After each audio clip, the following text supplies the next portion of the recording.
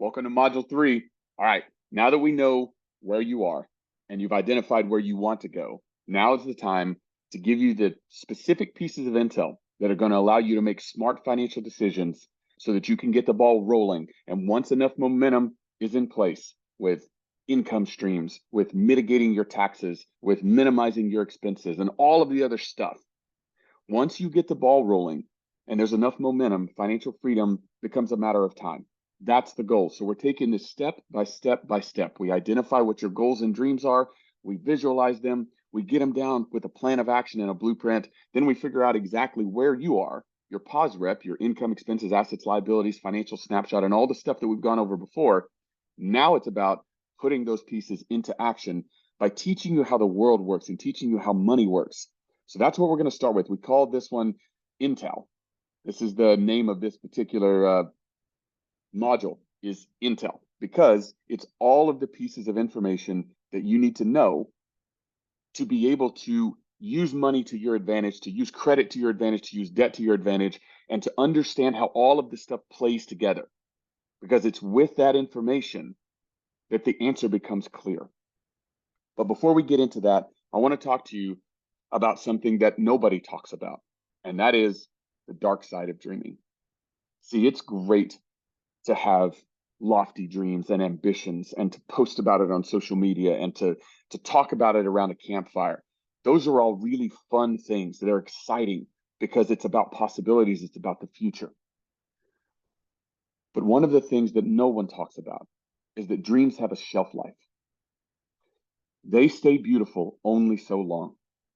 If they go too long without becoming true, they slowly turn into nightmares that just haunt you and mock you with what could have been. And we all know what I'm talking about because we all know people who are firmly convinced that their greatest years are behind them. And those people who believe that their future is dimmer than their past are slowly just marching toward death. And what a tragedy that is. There is no one in the world who said it better than Les Brown. He gave this speech where he essentially said, imagine, if you will, lying on your deathbed, and standing around your bed are the ghosts of the ideas, the dreams, the gifts, the visions that you had, all of these things that were given to you by life, and that for whatever reason, you never acted on those ideas. You never wrote that book. We never saw your leadership. You never built that business. You never acted on those dreams. And there they are, standing around your bed, these ghosts, and they look down at you and they say, we came to you, and only you could have given us life. And now we must die with you forever. So the question is that if you died today, what dreams, what gifts, what abilities would die with you? And when I hear that, when I first heard that speech, it shook my soul. Because we all have, you, every one of us, have amazing gifts that are unique to us, that are unique to you. And that gift is what you're dreaming about. Those ideas, those are your dreams right now. That's what you've put on your vision board. And you have to combine it with action. If you do not combine it with action, action is what brings those dreams to life and turns them into reality. And if you do not take that action, then you will become what I consider the greatest tragedy in life, which is not dying young. It's dying old with a heart full of dreams that never came true. So action. Yes, liberate your dreams, but you have to conform them to action in order to achieve freedom. So let's talk about how to do that. Module objectives. This is what you need to remember and what you need to write down, because I'm going to be teaching you a lot of stuff over the course of the next several videos, and I'm going to go fast. You can watch them multiple times if you want. I'm going to cover a lot of stuff, but at the end of the day, these are the objectives that you need to do. Number one, understand financial basics. They sound like simple The word basic sounds simple, right? But nobody teaches this stuff. So don't feel bad if you don't know it. Just learn it.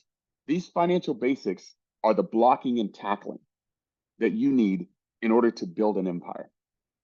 Then, and here's the key, learn how to conduct a cash flow analysis on a property. Learning how to conduct this cash flow analysis is the key to building financial freedom through passive income. I'll go over it again and again, but I have used this exact cash flow analysis to analyze hundreds and hundreds and hundreds of properties and to buy millions and millions of dollars worth of rental real estate. This exact cash flow analysis that I'm going to show you. Learn how to perform the analysis on those properties. And then at the end of the day, nothing beats reps. Repetition, practice, practice, practice. That is the key to this module, because once you move past this module, we're going to start really rocking your world and showing you all kinds of different opportunities. But if you don't get the basics down and practice them until they become muscle memory, then you're never going to be able to handle the higher level stuff. Okay? So first, we're going to talk about financial ranks.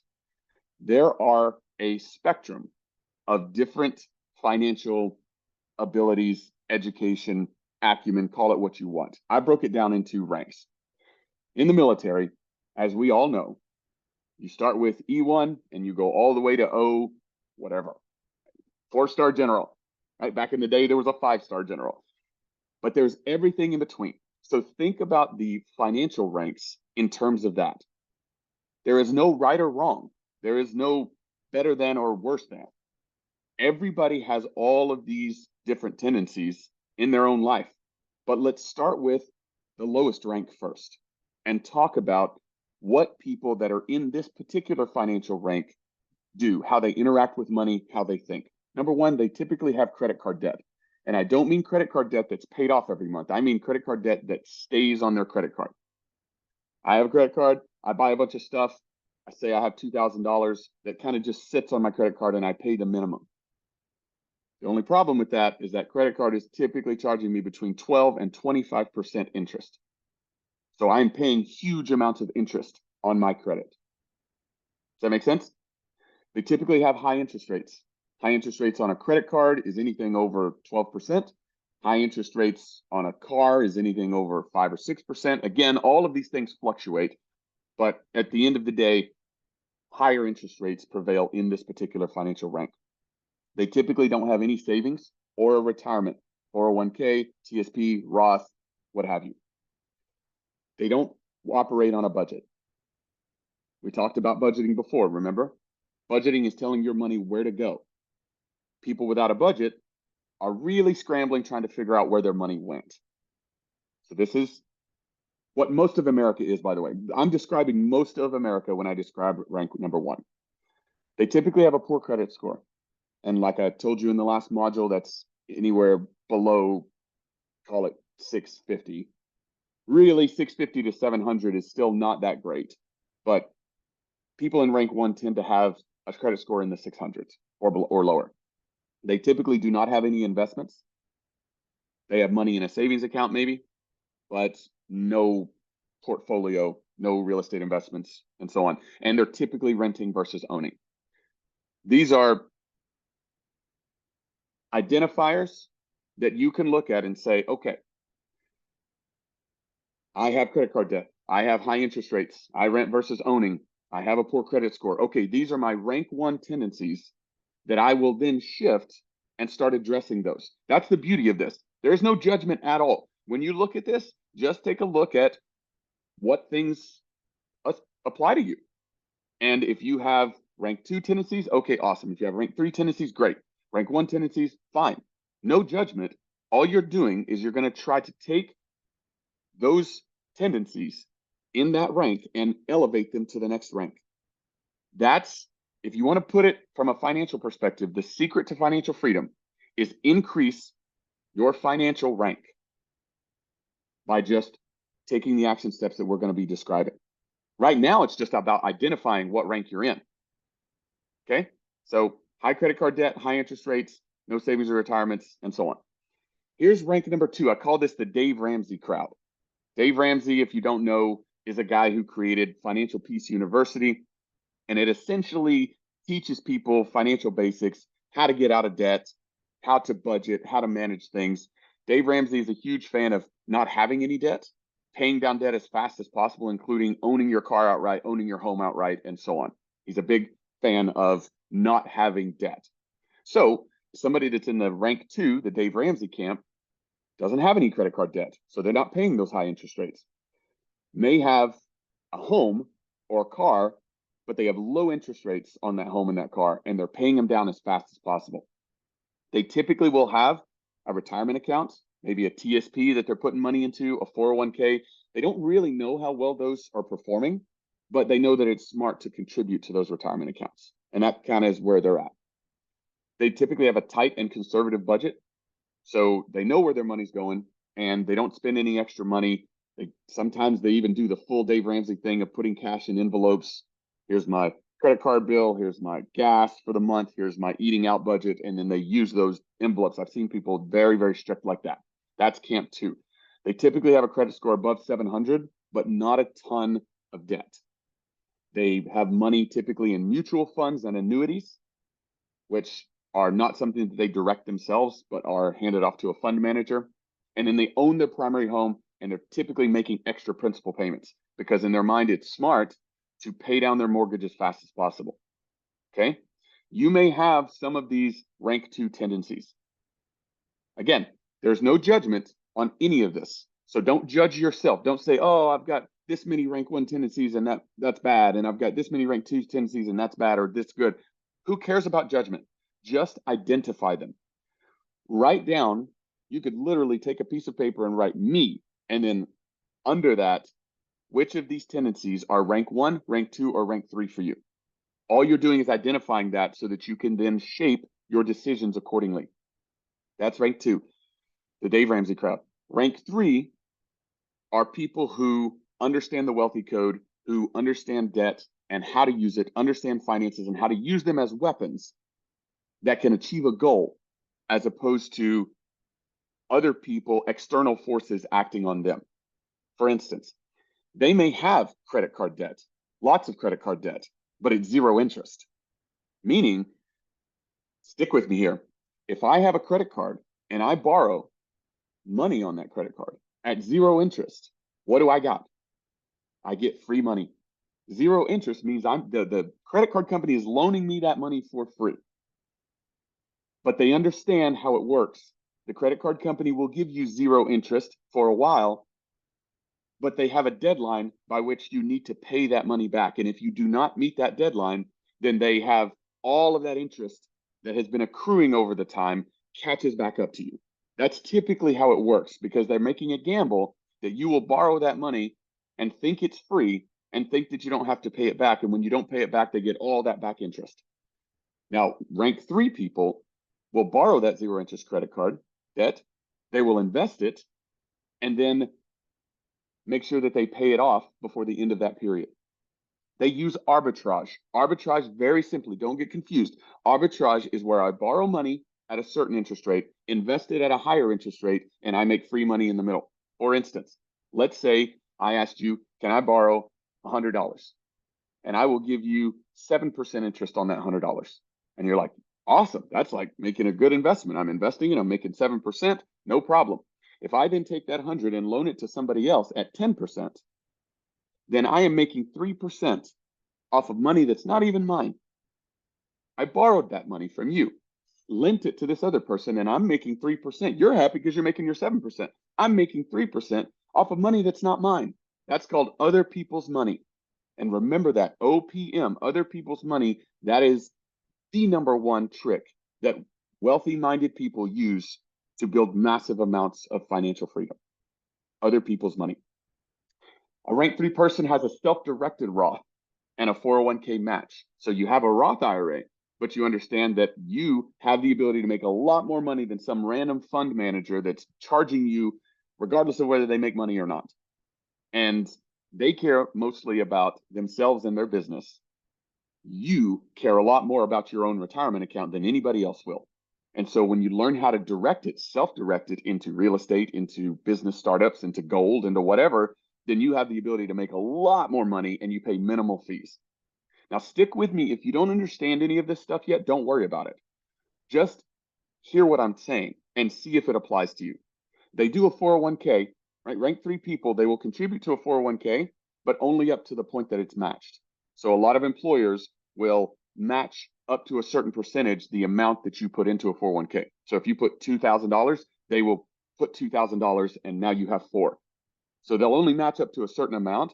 But why, think about this for a second. Why wouldn't you contribute money in a 401k that the employer matches? That's 100% return on investment. If I put $2,000 in and they put $2,000 in, then I now have four, and two of that was from my employer. That's 100% return on investment. Think about that for a second if it doesn't immediately sink in. Most rank 3 people, if they have a 401k, they will contribute up to the match, and then that's it. They have a budget that's tracked and controlled. It may not necessarily be super tight and conservative, because by the time you reach rank 3, you're able to have a little more financial freedom in your life. But they do have a budget and they understand where their money's going. They understand how to control it. They typically have a credit score above 800 because they realize that once you reach that level, you can borrow millions and millions of dollars very inexpensively. They may have money in the stock market, but it typically is in index funds. Just remember index funds. Don't even worry about it if you don't know what those are. Just remember the term index funds. And this doesn't come from me. This comes from Tony Robbins. He did a huge book on why index funds for the average person, according to him and Warren Buffett, are the best things that you can invest in that'll minimize the fees that you get charged, but maximize your return. And real estate. Rank 3 people buy a lot of real estate because they understand that the number one vehicle that turns average people into millionaires in the United States is real estate. The number one risk-adjusted return investment is real estate. Remember that. And then you live where you want, but you buy where it's smart. Meaning you could be renting. This is the interesting sort of back and forth here. Rank 1 people almost certainly are renting. Rank 3 people could also be renting. But instead of just renting and throwing their money away, they actually are taking their money, investing in rental properties and in stock market investments and various other things, and then using that income from their investments to pay the rent where they live. Because maybe, and this happened to me, maybe you want to live somewhere where it does not make sense to buy. It's wildly expensive, and you're going to be paying a lot more money to own than you will to rent. But you can get access to that lifestyle at a much lower rate. And I'm talking really expensive cities, really expensive vacation destinations, stuff like that, where you're going to be paying so much more in mortgage than you ever would in rent. But you take the money that you would have and you invest it. In my case, it was in rental properties. And once I reached enough rental properties, I used the income from those rentals to pay my rent to live in a gorgeous vacation destination. So those are the differences in the financial ranks. If you need to watch this video again, please just go back and watch it again. What you're trying to do is you're trying to identify which of these traits in rank 1, 2, and 3 apply to you, and then gradually shift those traits over to rank 3. Because once you're at rank 3, then you have a wealthy mindset, then you're making smart financial decisions, and your money and other people's money will be building your financial freedom for you. Next, we're going to go into taxes, okay? But this is the end of this video. Before we get into taxes, I want to make sure that you understand not only how imperative it is that you not only dream, but take action on those dreams so they don't turn into nightmares, and then understand the different financial ranks and where you fit in those financial ranks so we can start moving you up the rank structure. Make sense? All right, I'll see you in the next video.